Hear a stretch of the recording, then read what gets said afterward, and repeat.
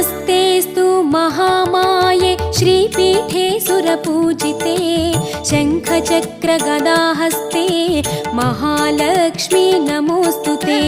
नमस्ते गरुडारूढे कोलासुरभयङ्करी सर्वपापहरे देवी महालक्ष्मी नमोऽस्तु ते।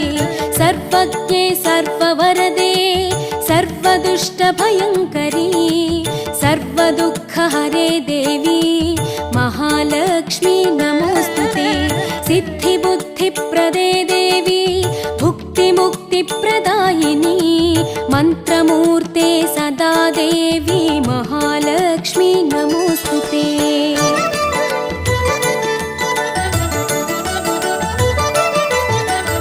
आद्यन्तरहिते देवी आदिशक्ति महेश्वरी योगज्ञे योग